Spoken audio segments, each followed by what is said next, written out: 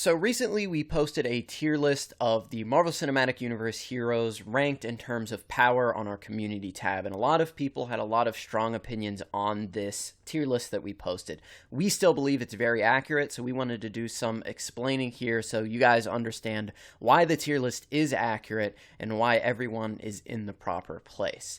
We did have an open invitation on the community tab for anybody that disagreed with the tier list to join the Discord and debate me personally on the list. Every single person that I debated about the tier list ended up agreeing with me that the tier list was accurate. So we're going to go through point by point and explain why everyone is where they were placed. And I think this is important because I have a lot more context going into this because I spend so much time breaking down these films, watching these films, looking at clips, doing calculations, taking a look at feats and things like that so I can get the most accurate information so I can make how powerful is such and such a character videos for you guys. It's a popular series on our channel.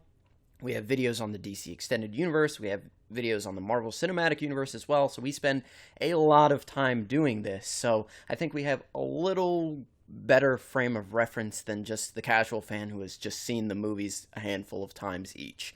So I'm going to go through point by point again and explain why each character should be where they are placed. So I think the easiest thing to do is to start with S tier and move our way down to F tier. The way I want to do this is explain why every character is in the tier that they are in and why they are above the characters below them. It's pretty simple.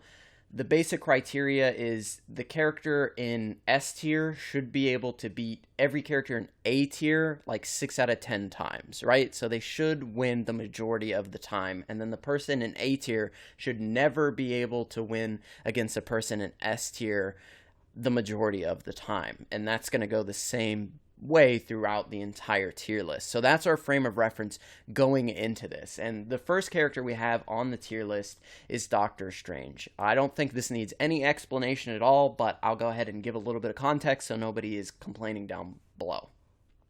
Doctor Strange, without the Time Stone, was able to push Thanos further than he had ever been before in battle.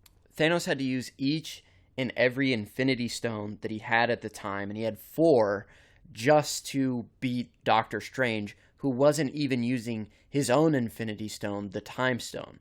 Thanos had to use the Space Stone to create a black hole that was able to destroy the mirror dimension. He had to use the Soul Stone to figure out which one of Doctor Strange's duplications was the real one. He had to use the Power Stone multiple times throughout the fight, and he had to use the Reality Stone to change the Earth beneath Doctor Strange to pull him in.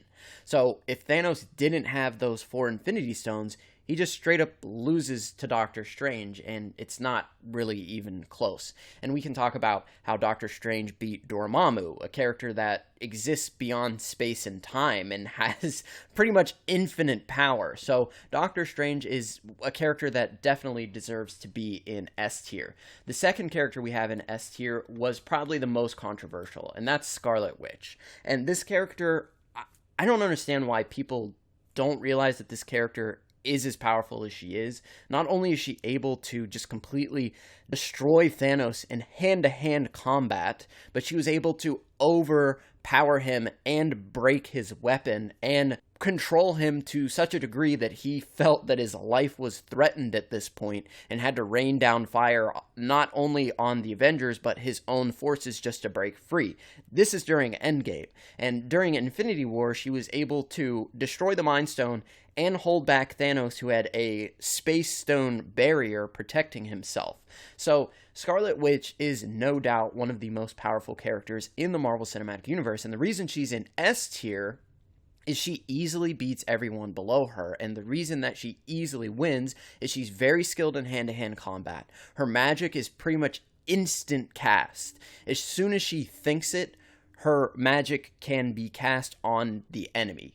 So she can just grab someone without moving from her spot. And everyone in the Marvel Cinematic Universe is pretty relative to one another in terms of combat speed, and that's consistent throughout the entire verse. So she just easily beats everyone below her. The next character we have in the S tier is the Ancient One. The reason this character is in S tier is she just has hacks abilities that no one can really get past. She can sling ring people to other dimensions. She can summon the mirror dimension and then just leave. So the character that's stuck in the mirror dimension just can't get out, and that's just a win through BFR or battlefield removal, which is a win condition when you're doing versus debates. So this is a character that just has hacks abilities available to her that easily get rid of anyone below her. Another character we have in S tier, and this is the final character we have in S tier, and this is Celestial Peter Quill, a character that is immortal as long as Ego is alive. So if you have Celestial Peter Quill in a versus battle, 1v1 in a neutral site, he cannot die because Ego is still alive. He has regeneration, he has matter manipulation, and his raw energy output should be, at minimum, it's planetary, but the combined strength of he and his father, two Celestials, could destroy the entire universe. So scaling that to half, he's at least multi-galaxy in terms of attack potency. And there have been people saying, well, there was only one planet, like, being destroyed at a time. But you have to understand that all of the energy that was going throughout the entire universe was coming from one single source, which was Ego siphoning off Peter's power, who had half the power that Ego has. So, for instance, if I shoot out an energy blast from my hand, and the energy blast splits into 5 different pieces and destroys an entire continent, is that character continental, or is it only country level because it destroyed 5 countries individually that added up to one continent? No, it's continental because it was one energy blast. It's the same kind of thing with Peter Quill. So his versatility and his raw power and durability is just absolutely insane, and he would just destroy everyone below him. All right, so a character we don't have in S tier, but a character that is in A tier. A lot of people were upset about this, and I'm sorry, but it's true. It's Stormbreaker Thor. And the reason, again, he's not in S tier is because he loses to everyone in S tier. Doctor Strange has Time Stone. He can sling ring away Stormbreaker. He has many, many different spells that he can use against Stormbreaker Thor. There's just the versatility between the two characters isn't close, and Doctor Strange, while his durability is lower than Stormbreaker Thor's, it doesn't really matter because Thor's not going to be able to get anywhere near Doctor Strange because they are relative in terms of speed. Scarlet Witch beats him because, again, her spell casting is instant. So the fight begins, she grabs Thor, and it's over. If he throws Stormbreaker at her, she can stop that attack because she's overpowered Thanos on multiple occasions, and this is something that Thor has only done on one occasion where Thanos was caught off guard. The Ancient One beats him as well for the same reasons that Doctor Strange beats him, and Celestial Peter Quill, we just went over it. His overall versatility and attack potency and his regenerative abilities would just be too much for Thor to be able to put him down, and eventually Star-Lord would just win. So that's the reason why Thor is in A tier, because he doesn't beat anyone in S tier the majority of the time. The next character we have in A tier is Captain Marvel. Same reason as Thor. A lot of people like to argue that she's massively faster than light and she's faster than every other character, which is just untrue. If she was that fast, she would have easily been able to take out Thanos, who consistently keeps up with these other characters. Scarlet Witch was able to take on Thanos in a 1v1 combat situation. She ended up doing better than Captain Marvel actually did in that fight. So her combat speed is not fast enough to just blitz any one of these characters. And if you want to say travel speed, we don't have any proof that she can travel massively faster than light outside of a vacuum. Her power comes from the Tesseract in the form of the Lightspeed engine, which harnesses photons that allows them to travel this fast. Photons only travel at that speed in a vacuum. So that's one way to debunk the Captain Marvel just blitzing and one-shotting any one of these characters. Another way to do that is she had to charge up to travel that speed at the end of the Captain Marvel film, and we never saw her travel at that speed ever again throughout the Marvel Cinematic Universe. So she does it one time, she had to charge up to do it, and she's never done it on Earth with an atmosphere. She's only ever done it in a vacuum using the photons that came from the Tesseract and the Lightspeed engine. So there's easy ways to debunk this character being that fast. The next character we have in A tier is Captain America, who gets a stat boost from Mjolnir. The enchantment on the weapon gives the wielder the power of Thor. That gives him a stat boost, as well as the ability to wield the lightning that Thor is able to. So that, combined with Captain America's complete mastery of many different martial arts forms, makes him a huge threat to everyone below him. Everyone saw the fight against Thanos. He was completely dominating that for the majority of the time. He definitely deserves to be in A tier. Now, let's move on to B tier. Next, we have Fat Thor. Unfortunately, he's fat, out of shape, and just based on feats, does way worse than Infinity War Thor does. During Endgame, Fat Thor doesn't really do much to Thanos. He's pretty much getting dominated the entire time, whereas Captain America is able to do a significant amount of damage, multiple combos. Fat Thor gets a couple hits in, but that's pretty much it. He almost dies on one occasion, so he's clearly not as powerful as his Stormbreaker version. The next character we have, another controversial pick, is Ant-Man. Now, Ant-Man in his Giant Man form one-shots Leviathans casually. At one point, this was the Hulk's most impressive feat, and he didn't do it nearly as impressively as Ant-Man did, who just kind of jogged by and left-crossed a Leviathan pretty easily. Not only this, but he just stomped out Cull Obsidian and killed him with one shot.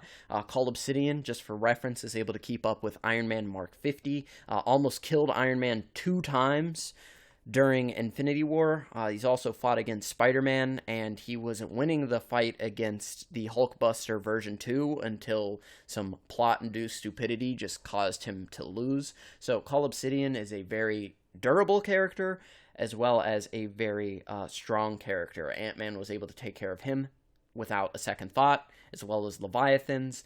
This character definitely deserves to be in B tier, not to mention he can shrink others using his discs. He can shrink himself, which also increases his strength. The character is so versatile, has many different ways to beat everyone below him. The next character we have in A tier is the Incredible Hulk, a character that keeps up with pre-awakened Thor during Ragnarok, who doesn't have Stormbreaker. They're pretty even after Thor begins to become awakened and throws out those very powerful lightning-enhanced punches. It's clear that Thor is winning that fight. The Hulk has a very embarrassing showing against Thanos, just because he doesn't have that great combat skill that every other character relative to him has. The reason he's in B tier is because he's just so strong that he would beat everyone below him. He can't really beat anyone above him. We already mentioned Stormbreaker Thor is more powerful than he is based on the feats. Captain Marvel is more powerful than he is based on feats, and was able to trade attacks with Thanos, something that Hulk was pretty much not able to do after Thanos started fighting more seriously. And then Captain America, again, he gets stat boosts as well as lightning abilities, and his mastery of Mjolnir is pretty much instant, and his skill would just eventually wear down the Hulk like Thanos was able to do in Infinity War. The next character we have here is Iron Man. This is not Iron Man with the Infinity Gauntlet, so excluding that, because if he has the Infinity Gauntlet, him being able to use it kills him, so it would just end up being a draw against any of these other characters if he could even get the attack off, and I'm not saying that he could.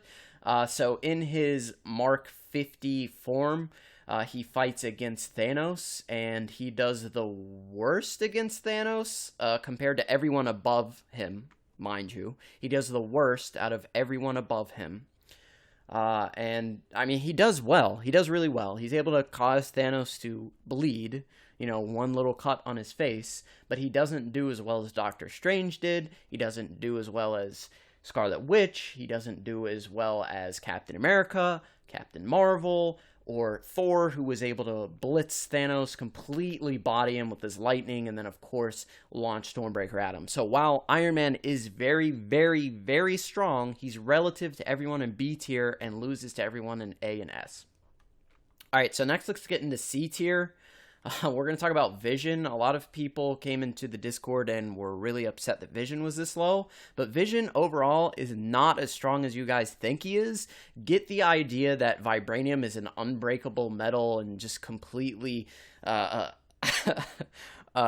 destruction proof out of your heads, right? Okay, so this character does not have a lot of great feats, and vibranium scales below the attack potency of everyone above him. Iron Man's nanobite suit is actually more durable than vibranium is based on the feats that we have. Iron Man took multiple attacks from Thanos before Thanos was finally able to break through the nano suit. Meanwhile, he just plucked the Mind Stone out of Vision's head like it was nothing. So vibranium is very durable, but it's not as durable as everyone thinks it is. And everyone in the tiers above him have attack potency that would just break Vision pretty casually. So his phasing's kind of impressive, but he's never really done anything with it besides dodge people. He destroyed some Ultron bots with it, but Ultron bots were pretty fodder. They were being destroyed by pretty much everyone in the Avengers. So, I mean, they're not that impressive, and Vision just doesn't have any impressive feats. So, while you can headcanon your way and say that he's one of the strongest characters, or he should be, the reality is that he's not. So that's why he's in C tier. He just doesn't beat anyone in B, A, or S. The next character we have in C tier is Valkyrie. She's a character that's kind of relative to Awakened Thor. She is a very skilled Asgardian. She has similar stats to Thor, and she scales above the rest of the Asgardians that aren't Thor. She pretty casually beat up Loki, who has a ton of great feats, and was able to keep up with Thor in the first film. Loki has a lot of other great feats, like beating Captain America in hand-to-hand combat, and Valkyrie kind of just fodderizes him. So she's a very powerful character. She's kind of relative to Vision. She definitely beats everyone in D tier that we're about to talk about, but she doesn't beat anyone above her. Okay, so I just realized that I didn't have E tier in here, so I went back and adjusted it real quick, but we're good now. So we're getting into D tier, another very controversial tier on this list, but I think it's pretty bulletproof for the most part, so I'm going to go through each character, explain why they're in D tier. I think it's pretty obvious that they don't beat anyone above them. We're getting closer to like street tier characters, so from here on we're going to get to the point where it's kind of obvious that none of these characters can contend with anyone in C, B, A, or S. This is kind of going to be another tier list altogether. It's kind of like S through C is one, and then D through F is another, where people were kind of being a little bit contentious about where these characters should be placed. So Black Panther is here. The reason he's in D tier, not C tier, because he has kind of, the same ability as Vision, having this vibranium suit. He doesn't have access to the Mind Stone Energy Blast. He also can't phase. So the character deserves to be in D tier because he just can't beat anyone above him, right? Next, we have War Machine, who also can't really beat anyone above him based on the feats that we have for the character. He's very powerful, and he kind of just demolishes everyone in E tier and F tier, but he just doesn't have the strength to beat anyone above him. Alright, so the next character we have is Wasp. A lot of people were kind of concerned about this, but she's just Ant-Man, but way more skilled.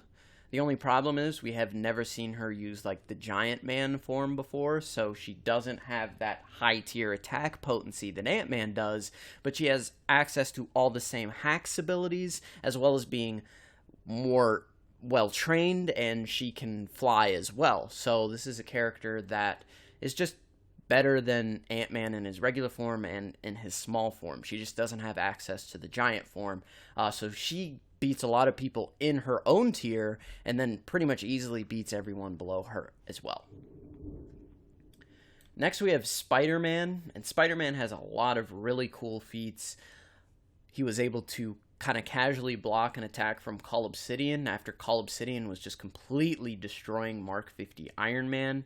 The only problem is he doesn't have a ton of great feats going up against the highest tier character, which is kind of the measuring stick for the heroes, which is Thanos. He does kick Thanos and stagger him a couple times, but he doesn't do anything significant. Thanos kind of swats him away on multiple occasions.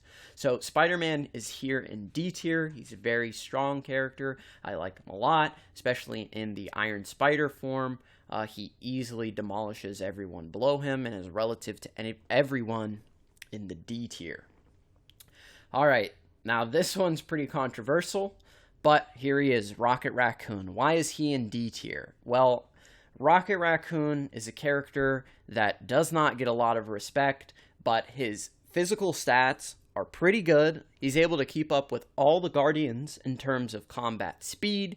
He's been able to tackle Gamora, but really what puts him in this tier is his insane weaponry. So he has guns that completely knock out characters like Gamora. He has micro bombs that destroy 4 of Ego's tentacles. He has shields that can protect himself from these tentacles as well. He has his jetpack so he can fly. That's a huge advantage over everyone that's going to be in E and F. So he has weaponry that's able to one-shot everyone that's going to be below him, and he also has shields and the advantage of being able to fly with his jetpack. So the character definitely deserves to be in D tier. He just doesn't get a lot of respect. The next character we have is Quicksilver. The reason he's in D tier is he's just way faster than everyone. So anyone with kind of mediocre, like building level-ish durability, he's going to be able to blitz and eventually beat just because he's so much faster than these other characters. They're not going to be able to react to him the majority of the time, and he's just going to beat them. So pretty easy case to be made there. Next character is Star-Lord. Now, a lot of people that came into the Discord, a lot of people in the comments that were making cases for Star-Lord were saying that he should be lower. I don't understand this at all because he's in the same boat as Rocket Raccoon, except he's more durable, he's got better skill feats, he was able to outsmart and outduel Iron Man in their fight, he was able to beat Spider-Man straight up, he's fought hand-to-hand with Gamora, who's one of the most skilled and the most powerful, like, street level characters that we have in the verse, and his magnet bomb was able to restrain Iron Man in his Mark 50 armor. His energy bola was able to completely restrain Iron Spider, and his magnet bomb again was able to pull down Thanos' right arm entirely. So the character just magnet bombs anyone below him and wins pretty easily. Not only that, but he has light bombs that completely vaporize enemies. His guns are able to one-shot advanced alien soldiers throughout Guardians 1 and 2. It's clear that this character deserves to be in the D tier. I don't know why people have a problem with him, but he's very, very powerful. Honestly, you could make a case that he should be in C tier, but I'm not going to do that here today. I think he's pretty firmly in the D tier and probably will end up moving up to C tier after he gets more feats during Guardians of the Galaxy 3. Alright, so next we have Gamora. Pretty easy here. I mean, she beat Star-Lord in a hand-to-hand combat situation. She's the strongest of all of the Guardians. She's the most skilled. It's pretty obvious that she deserves to be in this D tier. The next character we have is Yondu. His arrow is kind of just broken. The way he's able to easily control the arrow with his whistle. He was able to pin down Rocket Raccoon with it. Multiple times he was able to catch Star-Lord off guard. He just destroys multiple soldiers very casually. He kills every one of his old Ravager crew without even looking at them. He just blitzes all of them with his arrow and beats them pretty easily. So he should be in D tier just based on the fact that he just completely demolishes everyone below him. So next we have the E tier. Captain America, a lot of people upset with this placement, but I mean, the guy, he is what he is. He's a super soldier with a vibranium shield. Now, he is very comparable to these other characters in terms of speed, but he doesn't have any hacks abilities, and he just is what he is. A lot of people are going to bring up the fight he had against Iron Man, but that was a damaged Iron Man suit. It was a 2v1. Neither character was trying to kill each other. Neither was going all out. So, I mean, while it's a pretty good feat, it's not that impressive. Additionally, if Iron Man really wanted to, he could just hover out of Captain America's range and just destroy him from above, which is what most of the characters in the tiers above him are going to do. War Machine would do that. Black Panther is pretty much equal in terms of combat ability with Captain America. I would argue that he's a little bit better based on the feats that he has. He's taken on multiple characters that should be considered the best in hand-to-hand combat and has beaten them. Captain America's pretty equal with Bucky. Bucky's beaten him on multiple occasions. Captain America's beaten Bucky like once or twice. So these two characters are pretty even with each other. Wasp, again, is a combat-trained character with hacks abilities. She's able to fly, etc., etc. Spider-Man, a lot of people are arguing Spider-Man would lose to Captain America, and I'm just sitting here wondering how the hell they think that. The first time Captain America ever fought Spider-Man, this was like a very, very new Spider-Man. He pretty much just begun his career as Spider-Man. This is the first time he ever used his suit. He was fighting against other heroes, so he was holding back clearly. All of the characters that were fighting each other during that airport battle were holding back. They weren't trying to kill each other. Spider-Man now has much greater feats than Captain America does in terms of strength. Combat speed, he has better feats, he has better hacks abilities, he has instant kill mode, so if they're going out of character, he just beats Captain America instantly. Anyone that wants to make a case that Captain America would beat Spider-Man is just delusional. Rocket Raccoon, again, same thing as War Machine, same thing as Iron Man, hovers out of Captain America's range, drops micro bombs at his feet while Captain America's trying to dodge those. He hits him with his taser gun and just one-shots him, so that's pretty simple. Quicksilver, again, way too fast. Star-Lord, same thing as everyone else. Gamora, stronger, has similar combat speed. Yondu with the arrow is just kind of stupid. So Captain America is firmly in the E tier. Unfortunately, he just doesn't have any hacks. All he has is his shield. Bucky, not much to say here. He's got a vibranium arm now. He's pretty much Captain America equivalent without the shield and uses guns more often. Groot, a character some people thought should be in D tier, but really is not that strong. He kills like random thugs, and that's about it. He doesn't have any super impressive strength feats at all. He's not the smartest character in the world. The best thing he has is his like cocoon, but that's not going to win him any fights. So, I mean, he's able to beat regular old dudes and, you know, outriders and stuff, but so can everyone else. He's just not that impressive. Drax breaks out of his vines. Gamora breaks out of his vines on multiple occasions. Gamora just cuts his arms off during their first meeting. So Groot's not that impressive, unfortunately. Next we have Drax. Again, another one of those characters that's just in this tier because he's so durable and so strong. It's really no one below him can feasibly harm him at all. So that's why he's like default in E tier, just because he's so durable, right? So he would be relative to everyone in this E tier as well. So in the F tier, I don't think anyone is that controversial. Black Widow, Hawkeye, Falcon, Okoye. And the only one I saw people having a little hissy fit about was Mantis for some reason. People were like, oh, she suppressed Thanos and she suppressed Ego, but she had to have teammates set her up for that every single time. She has no combat training, no combat skill to speak of. Anyone on this list would beat her easily. So I don't want to hear you guys bringing up Mantis. Seriously.